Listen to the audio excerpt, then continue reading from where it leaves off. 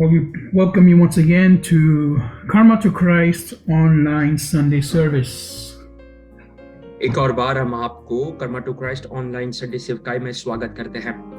And we are continuing with our study, with our teaching on the confusion of idol worship. हम हमारे शिक्षा या विषय के साथ आगे बढ़ना चाहते हैं। वो ये है कि जो मूर्ति पूजा करने में जो उलझन है उसके बारे में हम सीख रहे थे। Because according to the Word of God, according to the Bible, we are not supposed to worship idols. पवित्र वचन के अनुसार मूर्ति पूजा करना या प्रतिमा की बिंब बनाकर उसकी पूजा करना वो हमें अनुवाद नहीं किया गया है। It is something that is unnatural according to God's plan for our lives. और ये परमेश्वर की योजना के विपरीत है हमारे जीवन में कर हम सीखते हैं। We saw in Genesis chapter 1 that when God created Adam and Eve, He told them to have dominion over the earth. और जब उत्पत्ति की किताब पहले अध्याय में जब हम देखते हैं वहां पर हम ये सीखते हैं, ये देखते हैं कि जब परमेश्वर ने आदम और ईव को बनाया था तब उन्हें अधिकार दिया गया था कि वो संसार पर या धरती पर राज करे या फिर अधिकार स्थापित करे। They were supposed to dominate the earth and creation, not to worship it. और जो है उन्हें इसीलिए बनाया था कि वो अधिकार के साथ जिए धरती पर, और जो धरती पर जो जंतु थे या जीव थे उन पर अधिकार के साथ जिए, ना कि उनकी आराधना करे या उनकी पूजा करे। So from the very beginning, when we start to worship the creation, we are going against our God-given authority. जब हम सृष्टि के पीछे जब जाते हैं या सृष्टि के साथ जब हम बात करते हैं, परमेश्वर ने जो अधिकार हमें दिया है उसके पीछे या उसके ऊपर हम कार्य करते हैं। And when we go against our God-given authority, we end up losing our identity. जब हम परमेश्वर के अधिकार पर नहीं चलते तब हम परमेश्वर ने जो चिन्ह हमें दिया है, जो व्यक्तिगत हमें दिया है, उसे हम खो देते हैं। And that's why there is so much confusion. और इसी कारण से जो है बहुत सारे उलझन इसके आगे पीछे हुआ करता है। Imagine if I now take my dogs and I start to worship them. देखिए, अगर मैं मेरे जो घर पे जो पालतू कुत्ते हैं, अगर मैं उन्हें लेकर मैं उनकी पूजा करने लगूं तो क्या होगा? If I start to pray to my dogs, अगर मैं मेरे कुत्तों के उन अगर प्रार्थना करूं तो क्या होगा? This is exactly what idol worshippers are doing. और यही जो मूर्ति पूजा जो करते हैं वो इसी प्रकार और इसी तरह करते हैं। And this creates confusion. और ये जो है उलझन पैदा करता है। And when you have this confusion in your mind, everything you do will be backwards. और जब ये उलझन आपके जीवन में होता है तो जो भी चीज आप करते हो वो सब जो है पीछे की तरफ या फिर जो है वो ठीक नहीं लगता। You will call what is good bad, and you will call what is bad good. और जो भी अच्छा है उसे आप बुरा कहोगे और जो भी बुरा है उसे आप अच्छा कहोगे। This is what is happening right now in society. और यही समूह के अंदर अभी इस प्रकार से चीजें घट रही है। If you look around, we are having this whole movement in the world of identity confusion. देखिए, अगर हम संसार में देखें, अभी धरती पर देखें, तो व्यक्तिगत उलझन के बारे में जो है पूरे संसार में पूरे अनेक जगहों पर जो है ये फैला हुआ है। There is confusion in the house about the role of the man and the woman. देखिए, उलझन जो है घर के अंदर पैदा हुआ है, पुरुष के अंदर, स्त्री के अंदर, उनके व्यक्तिगत जो पहचान है उसके प्रति जो है उलझन जो है वो बनकर आ रहे हैं। The husband wants to behave like the wife, and the wife wants to behave like the husband. देखिए, पति को पत्नी के समान स्वभाव में बर्ताव करते हैं, पत्नी पति के समान स्वभाव में बर्ताव करती है। इस प्रकार के अलग दाई जो है हम देख पा रहे हैं। They don't know their roles and their duties in the family according to God. देखिए, उनका जो व्यक्तिगत जो काम है, जो परमेश्वर ने उनके ऊपर सौंपा हुआ जो चीज है परिवार के अंदर पति पत्नी को, वो समझ नहीं पा रहे। Do you know who is the spiritual leader according to God or the Bible in the house? देखिए, पवित्र पुस्तक के अनुसार आत्मिक जो सिर कहा जाता है या जो नेता कहा जाता है, जो परिवार के अंदर, वो कौन है आप पता है? It is the husband. वो जो है घर का पुरुष है या फिर पति। It is the man of the house, the husband, who is supposed to be the spiritual leader. देखिए, जो घर का पति जो है, जो पुरुष है, वो आत्मिक गुरु या फिर लीडर जो है, घर का सिर जो है, उसे कहा जाता है। He is the one that's supposed to teach the wife and supposed to teach the children about God. और उनके द्वारा अपनी पत्नी को, अपने बच्चों को, अपने परिवार में मसीह के बारे में शिक्षा और उन्हें मसीह की ओर ले आने का प्रयास जो है, उनके द्वारा होना जरूरी है।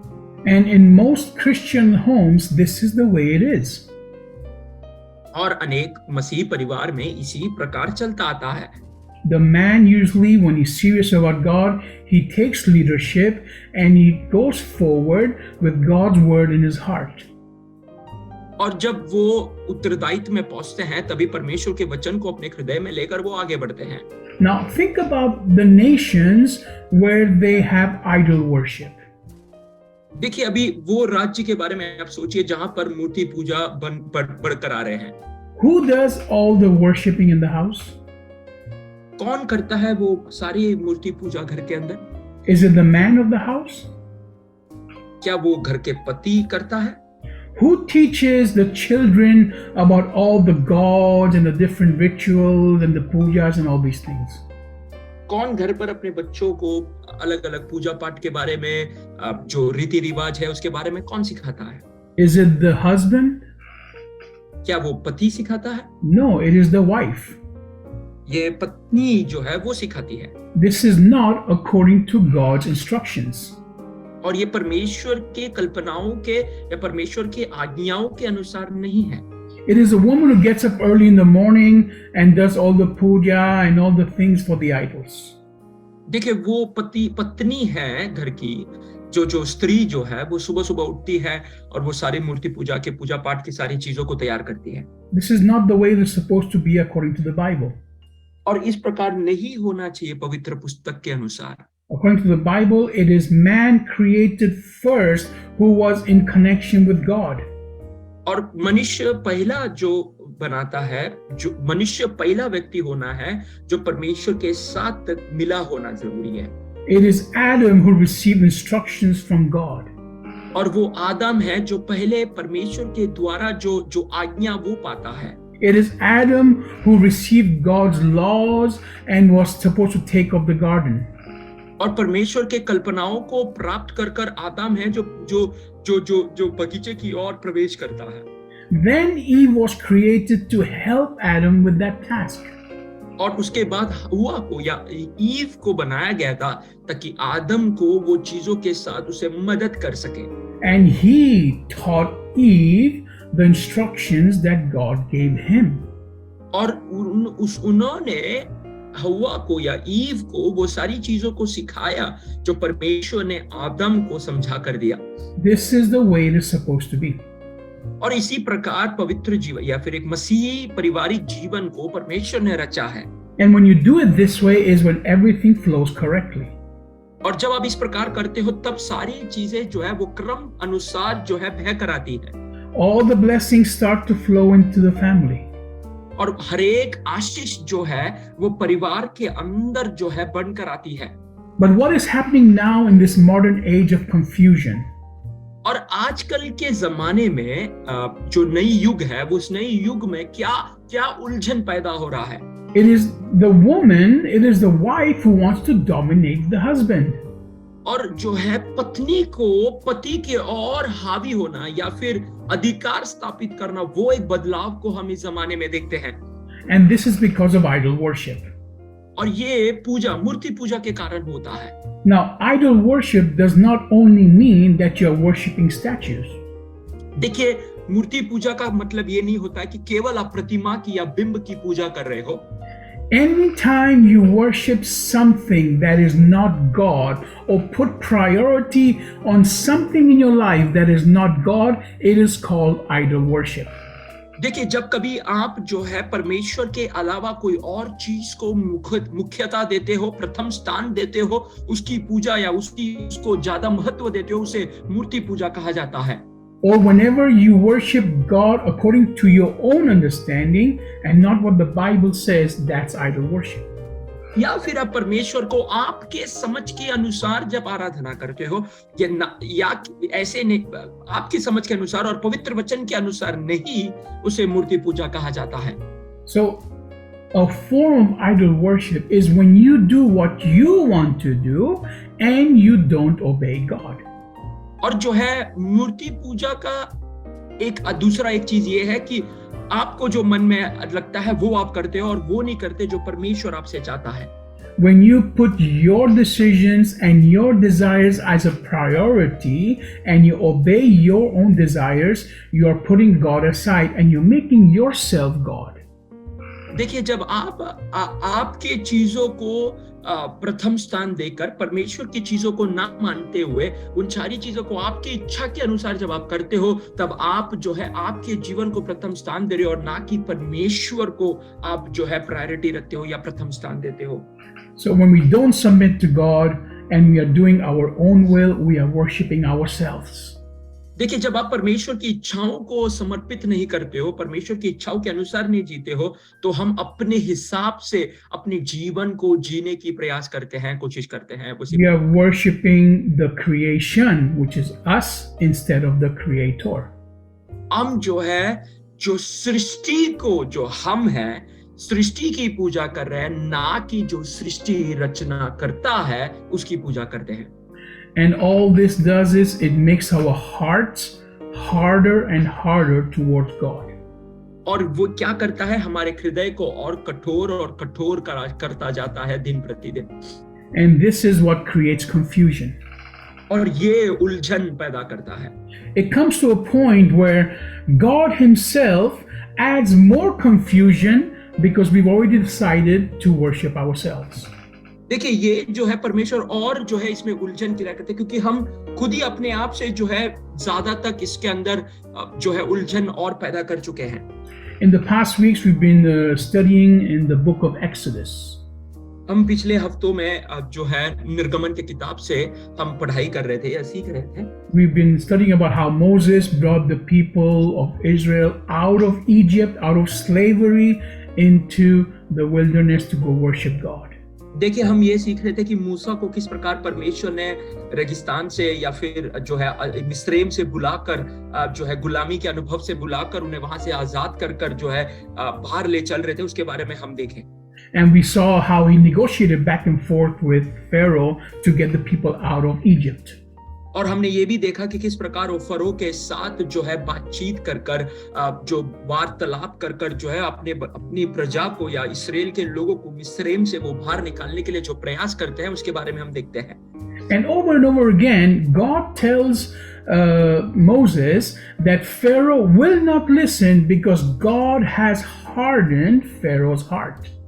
और जो है ये बार परमेश्वर दोहराकर मूसा से कहता है कि जो है फरो तेरी बात को ना सुनेगा, फरो बात नहीं सुनेगा, क्योंकि उसके मन और हृदय जो है वो कठोर हो चुका है। Not only was his heart already hardened, but God himself made the heart even harder. और देखिए, ना कि उसका हृदय पहले से ही कठोर था, परंतु परमेश्वर ने उसके हृदय को और कठोर बना दिया। See, we read about that and we say, well, it's not fair. It's not fair that God makes the person's hard not to listen. देखिए, हम जब पढ़ते हैं तब हम ये समझते हैं कि ये ठीक नहीं किया परमेश्वर ने, ताकि उसके हृदय को और कठोर बना दिया। But Pharaoh's heart was already determined from the beginning not to listen to Moses. देखिए, फरो के हृदय को पहले से ही कठोर बना दिया था ताकि वो मूसा की बातों को ना माने। Because he was already worshipping all kinds of idols. क्योंकि वो पहले से ही सारी मूर्ति पूजा की पूजा कर रहा था। He himself calls himself a god. और वो अपने आप को परमेश्वर पुकारता था। He made a statue of himself, and everybody has to worship Pharaoh. और जो है वो अपनी अपनी मूर्ति को बनाकर जो है उसकी पूजा करने के लिए वो कहता था। Now think about it. The Israeli people, the Hebrew people, have been over 430 years in Egypt. देखिए हिब्राई की जनता जो लगभग 430 साल जो मिस्रैम में अपनी जीवन को बिता रहे हैं, that's where they multiplied, and that's where they were living, and they must have preached non-stop about their God. और देखिए उस वहां पर वो लोग पैदा हुए, उनका पीढ़ी बढ़ के आई, वहां पर उन्होंने जो है अनेक उनके बारे में या फरो के बारे में प्रचार कितना तक किया होगा।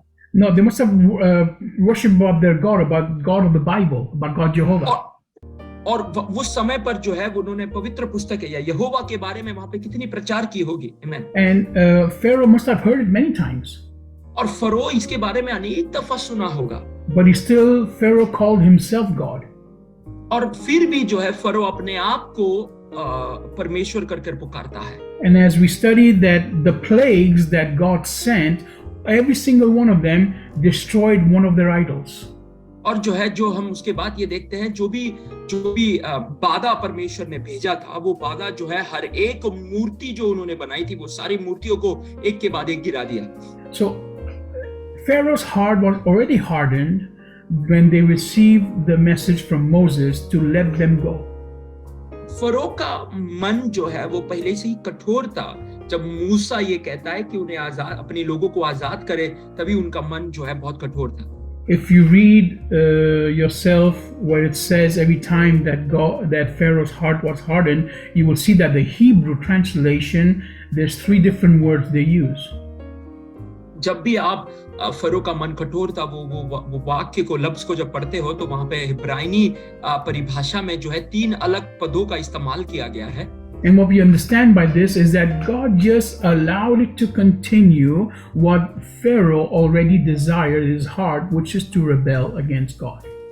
और जो है हम वहां पर ये समझते हैं कि परमेश्वर ने फरो के मन को ये अनुवाद दिया जो उसके मन में था कि परमेश्वर से लड़ना है या परमेश्वर की बातों से लड़ना है, उसकी को परमेश्वर ने अनुवाद कर दिया।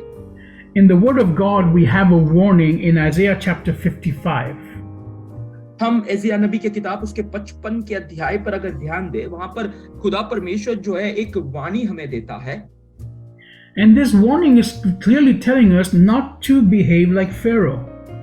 और जो है ये जो वाणी है वो यही देता है कि फरो के समान अपने जीवन को ना बिताइएगा। It says, "Seek the Lord while he may be found; call upon him while he is near." वहां पे इस प्रकार लिखा है, उसका 6वां वाक्य 55 का 6वां वाक्य में इस प्रकार हम पढ़ते हैं, जब तक यहोवा मिल सकता है तब तक उसकी खोज में रहो, जब तक वह निकट है तब तक उसे पुकारो।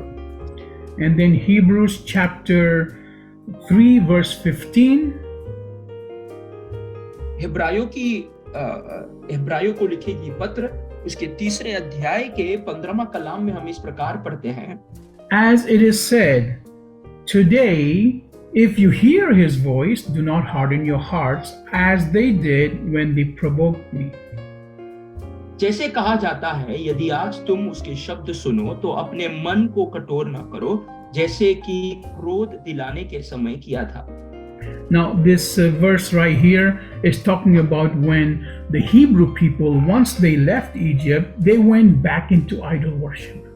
देखिए यहाँ पर उस घटने के बारे में कहा जा रहा है, जब हिब्रू की जनता को परमेश्वर ने मिस्रैम से आजाद किया, वहां से छुड़ाने के बाद वो वापस मूर्ति पूजा की और अपने मन को कठोर किए, अपने मन को फिराए। So by these 2 verses we understand that God is warning us not to reject him.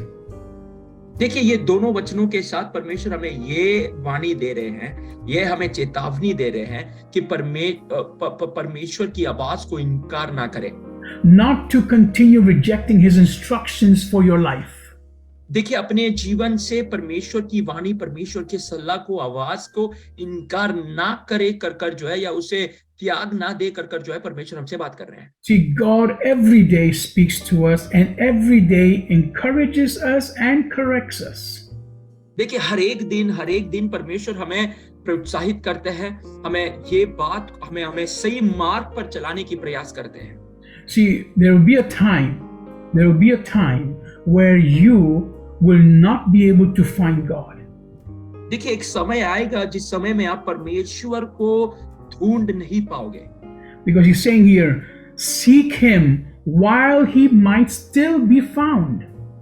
देखिए यहाँ पर यह लिखा है कि उसकी खोज करो जब तक वो आप उसे ढूंढ सकते हो। Every time you reject the calling of Jesus Christ on your life, your heart becomes a little harder. देखिए जब आप परमेश्वर की खोज की प्रति भागते हो, आपके मन जो है वो कठोर होता जाता है। You become less and less innocent. देखिए आप जो है आपका जो भोलापन है वो कमजोर होता जाता है। It's like when you are growing up and you start doing bad things at the beginning, maybe the first time you steal something. Think about it. देखिए जब आप बढ़ते जाते हो अपने जीवन में, तब आप सबसे पहले जो है चोरी करते हो। How did you feel the first time you stole something? देखिए कैसा लगता है आपको जब पहली बार आप जब चोरी करते हो? You knew it was wrong. You knew you were broken God's laws. You knew it was completely against what your parents taught you. देखिए जब आपने सबसे पहला चोरी किया तब आप ये जानते हो परमेश्वर की कल्पना को आपने तोड़ा है, पर जो माता पिता ने सिखाया है उसके विरोध में मैंने काम किया है। वो सारी चीजें हमें तब याद आती हैं। The same thing goes against every time you lied, every time you committed adultery, slept around and did the wrong things.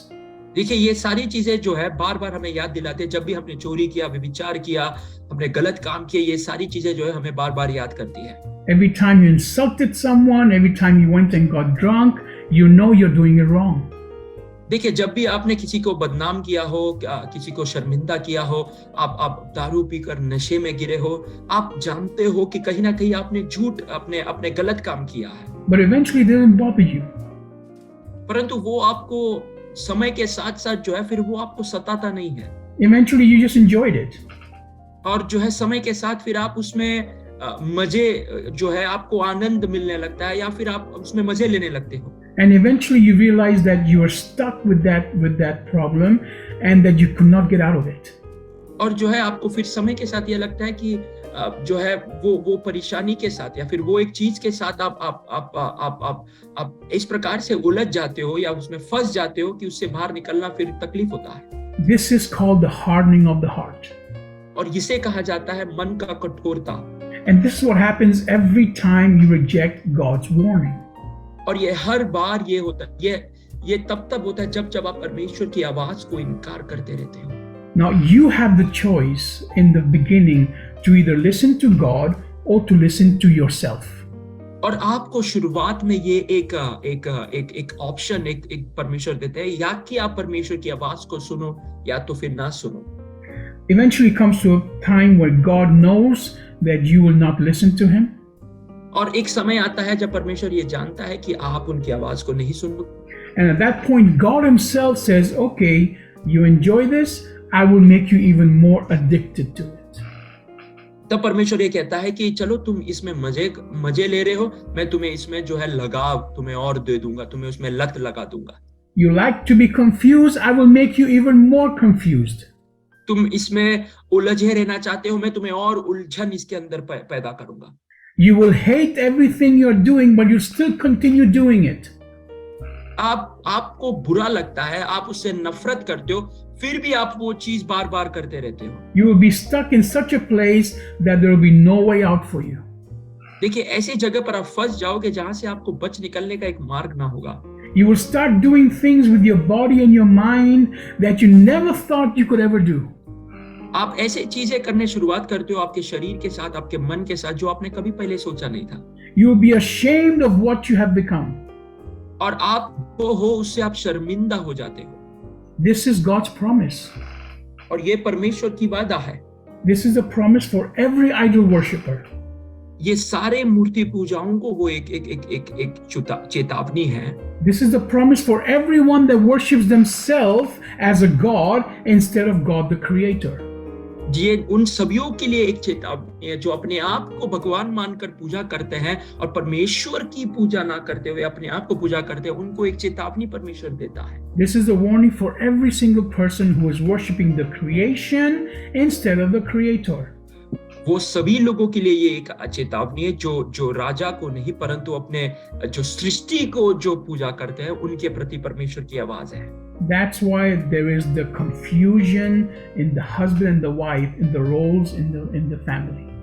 और इसी कारण से जो है जो घर की उत्तरदायित्व पर या अपने जो जिम्मेदारी पर जो उलझन है वो परिवार के अंदर मौजूद है। That's why today in this society we have what we call gender identity confusion. इसीलिए आजकल के समूह में आजकल के समय पर समाज में जो है अपने लिंग को लेकर जो एक उलझन है, एक समस्या है, वो आजकल हम देख पाते हैं। Men want to behave like women and women want to behave like men. जो पुरुष है उन्हें स्त्री के समान बर्ताव करना पसंद है, जो स्त्री है उन्हें पुरुष के समान बर्ताव करना पसंद है। ये एक समस्या है, उलझन है जो हम देख रहे हैं। Men are marrying men, women are marrying women. देखिए पुरुष पुरुष के साथ शादी कर रहे हैं, स्त्री स्त्री के साथ मिलकर शादी कर रहे हैं। Men are changing their bodies to become like women and women are changing their bodies to become like men. देखिए पुरुष जो है वो अपने शरीर को बदल रहे हैं ताकि वो एक स्त्री के समान बने, स्त्रियां अपने शरीर के लिंग को बदल रही है ताकि वो पुरुष के समान बने। In the schools, they are teaching children that you are not born a man or a woman, you are born just as a human being and you decide if you want to be a man or a woman. देखिए स्कूलों में बच्चों को ये सिखाया जा रहा है कि तुम जो जन्म लिए हो वो तुम एक पुरुष या स्त्री बनकर जन्म नहीं लिए हो, परंतु तुम एक केवल एक इंसान हो, परंतु तुम चुन सकते हो क्या तुम्हें पुरुष बनना है या तुम्हें स्त्री बनना है। Do you see the confusion? देखिए आप यहाँ पर जो उलझन है उसे देख पा रहे हो। And not only that, according to the medical society, according to the official medical society, there are over 72 official genders right now. देखिए जो वैज्ञानिक या फिर डॉक्टरों की जो संगठना है उनके आंकड़ों के अनुसार लगभग 72 लिंग परिवर्तन या लिंग के अलग अलग वेशभूषा जो है आज दुनिया में जो है वो स्थित है कर जो है हमें समझ में आई है। God created man and woman. देखिए परमेश्वर ने केवल पुरुष और स्त्री या मनुष्य और स्त्री को बनाया। You and I have created 72 more things. देखिए मैंने और आपने मिलकर लगभग 72 और लिंग का जो है उसे बनाकर अलग किया है। Some people say even there are about 100. कुछ लोग कहते हैं 100 से अधिक है। And if you go and look at those, you will see how ridiculous they are. और आप जब उसे देखोगे तो आपको लगेगा कि कितना बुरा और कितना तक घिनौना वो ये जो पूरी हालत है उसे आप समझ सकते हो। It's become a big joke. ये एक बहुत बड़ा मजाक बन चुका है। There's even one that says that you are either man or woman depending on how you feel that morning. देखिए आप कोई ऐसा भी कहता है कि आप या फिर मनुष्य हो, पुरुष हो या स्त्री हो, जब आप सुबह उठते हो तब आपको जो लगता है वो आप उस प्रकार हो। And everybody has to agree with you. और सबको आपके बात पर मानना जरूरी है। If you, for example, in India, if you go to a ladies' compartment in the train station, अगर आप भारत में हो और अब एक महिला के डब्बे में या गाड़ी के अंदर महिला के डब्बे में अगर आप प्रवेश करते हो, you are a man that goes into the ladies' compartment in the train. अगर आप पुरुष हो, अगर आप स्त्री के या फिर स्त्री के बोगी में अगर आप प्रवेश करते हो, legally nobody can kick you out. और जो है कानूनी तौर पर कोई आपको बाहर नहीं कर सकता। Because that day you feel like a woman. क्योंकि उस दिन आपको एक स्त्री के समान आपको लगा। If you want to go to the ladies' toilet, you will go because that day you feel like a woman. अगर उस दिन अगर आपको महिलाओं के शौचालय में प्रवेश करना है तो आपको कोई रोक नहीं सकता क्योंकि उस दिन आपको महिला बनना था। Do you see the confusion? क्या आप ये उलझन को देख पा रहे हो? And the Bible talks about this. और पवित्र वचन जो है इसके बारे में बात करता है। Romans chapter 1 verse 21 to verse 32. Romeo की पत्री उसका पहले अध्याय उसका 21वें कलाम को हम इस प्रकार पढ़ते हैं। Romans chapter 1 verse 21 to verse 32 gives us a whole summary of everything that happens to all those people that worship idols. देखिए रोमियो की पत्री पहले अध्याय के 21 से लेकर 31 के कलाम तक हम ये देखते हैं, वो एक संक्षेप में ये चीज बताते हैं, जो भी लोग मूर्ति की पूजा करते हैं उनके प्रति क्या होता है, उनके पास क्या होता है, उसके बारे में बताते हैं। Please read this in your own time. आप ये अपने समय पर इसे पढ़कर देखें। I will just give you a few pointers, but please take the time. Romans chapter 1 verse 21 to verse 32. Romeo की पत्री पहले अध्याय उसका 21 से लेकर 31 के वचन तक आप जरा कृपया करके घर पढ़िएगा। Here we see how God himself makes the confusion even greater. यहाँ पर हम ये देखते हैं कि परमेश्वर खुद ही जो उलझन है उसे और बड़ा करते हैं। Let's read verse 21. For although they knew God, they neither glorified him as God nor gave thanks to him. Instead, their thoughts turned to worthless things and their senseless hearts were darkened. 21वां वाक्य हम इस प्रकार पढ़ते हैं, इसी कारण कि परमेश्वर को जानने पर भी उन्होंने परमेश्वर को योग्य बढ़ाई और धन्यवाद ना किया, परंतु व्यर्थ विचार करने लगे, यहाँ तक कि उनका निर्बुद्धि मन अंधेरा हो गया। Though claiming to be wise, they became fools. और वे अपने आप को बुद्धिमान जताकर मूर्ख बन गए। And how do you become fools? This is what it says. It says, and exchange the glory of the immortal God for images, that is statues and paintings, that look like mortal human beings, birds, four-footed animals, and reptiles. और अविनाशी परमेश्वर की महिमा को नश्वास मनुष्य और पक्षियां और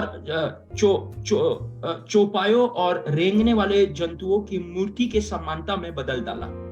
So very clearly God says it is foolish what we have done by creating images of animals and donkeys and birds and all these things and saying that they are God. देखिए परमेश्वर यहाँ पे ये कहते हैं, ये सबसे बड़ा मूर्खता तुमने किया है, जो तुम चार पहियों जानवरों के समान और रेंगने वाले जंतुओं के समान, पक्षियों के समान जो है मूर्ति बजाकर उसकी पूजा करते हो। We have even made images of ourselves in our hearts and said that we are God and we can decide for ourselves what is good and bad. देखिए हमने अपने आप का एक मूर्ति अपने हृदय में बनाया और हम ये कहते हैं कि मैं खुद अपनी चीजों को खुद निश्चय कर सकता हूँ, निर्णय कर सकता हूँ, कर हम जो है अपनी एक मूर्ति को बनाते हैं। And because of this, God curses us. और इसी कारण से परमेश्वर जो है हमें शापित करते हैं। And this is the curse, verse 24. For this reason, God delivered them to sexual impurity as they followed the lusts of their hearts and dishonored their bodies with one another. इस कारण परमेश्वर ने उन्हें अपने मन की अभिलाषाओं के अनुसार अशुद्ध के लिए छोड़ दिया और आपस में अपने शरीर का अनादर करे। So then it goes on to give us the details of how they misuse their bodies and how men slept with men and women with women. और उसके बाद जो है परमेश्वर उसके बारे में उसके और गहराई में जाते हैं और ये कहते हैं कि किस प्रकार उन्होंने अपने शरीर को अशुद्ध किया ताकि पुरुष के साथ स्त्रियों के साथ रहकर जो है अपने आप को वो अशुद्ध करते हैं। And also tells us how our character becomes completely evil because of these things. और जो है उसके बाद हमारे स्वभाव किस प्रकार पूरी तरह दुष्टता की ओर बढ़ता है ताकि इन चीजों के कारण। And verse 32 is very important also. It says, although they know God's just requirement that those who practice such things deserve to die, they do not only do these things, but even applaud others who practice them. उसका 32वां कलाम बहुत ही गंभीर है और महत्वदायक है। वो इस प्रकार हम पढ़ते हैं, वे तो परमेश्वर की यह विधि जानते हैं कि ऐसे काम करने वाले मृत्यु के दंड के योग्य है, कभी ना केवल आप ही ऐसे काम करते हैं वरन करने वालों को भी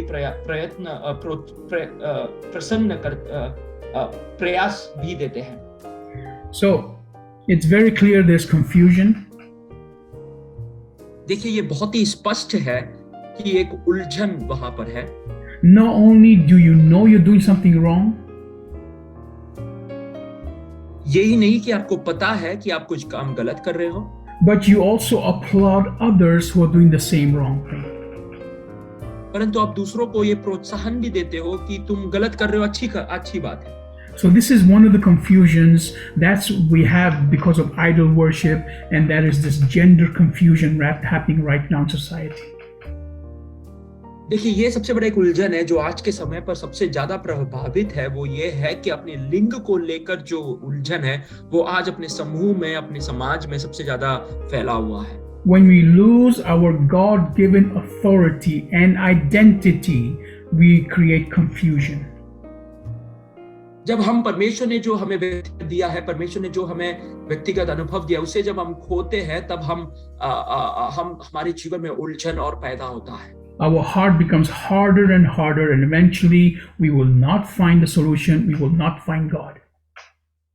देखिए हमारा मन जो है वो कठोर होता जाता है और हम परमेश्वर को फिर ढूंढ नहीं पाते, या परमेश्वर हमारे सामने से बहुत दूर चला जाता है. God's original plan is for you to dominate creation.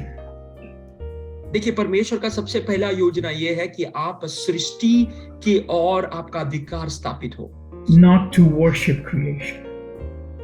और ये नहीं कि जो सृष्टि है उसकी पूजा करें. You're supposed to dominate over yourself and over your feelings, not to worship your feelings. देखिए परमेश्वर ने इस प्रकार हमें अधिकार दिया है ताकि आपका जो आपकी जो सोच है, जो आपका जो समझ है, उसके और अधिकार पाए. ये सृष्टि के ऊपर जो है अधिकार के साथ आप उसे प्रयोग करें, ये परमेश्वर चाहता है. He doesn't want you to submit to your feelings. उसे आप अपने आपके जो व्यक्तिगत जो फीलिंग्स है या फिर जो आपको जो लगता है उस इमोशंस के साथ जाने के लिए परमेश्वर नहीं कहते हैं.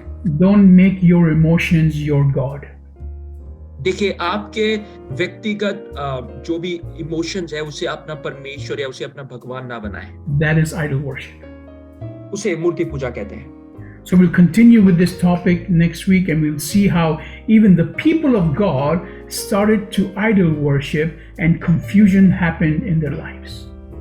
अगले हफ्ते हम इसके बारे में और आगे सीखने की कोशिश करेंगे और हम ये देखेंगे कि परमेश्वर के लोग भी किस प्रकार इसको जो है मूर्ति पूजा की ओर जो है वो बढ़ते गए. Thank you for joining us, and we pray that God will set you free from all the idol worship in your life. देखिए हमारे साथ आज जुड़ने के लिए धन्यवाद देते हैं और हम ये प्रार्थना करते हैं कि परमेश्वर आपके जीवन में सारी मूर्ति पूजा के साथ जो आप उलझे हैं उन सब से आपको परमेश्वर आजाद करे. That you will start to dominate and take authority over everything around you instead of worshiping everything around you. देखिए आप एक अधिकार ले आपके आसपास में सभी चीजों के और वो अधिकार के साथ जीने के लिए परमेश्वर आपको मदद करे. God bless you.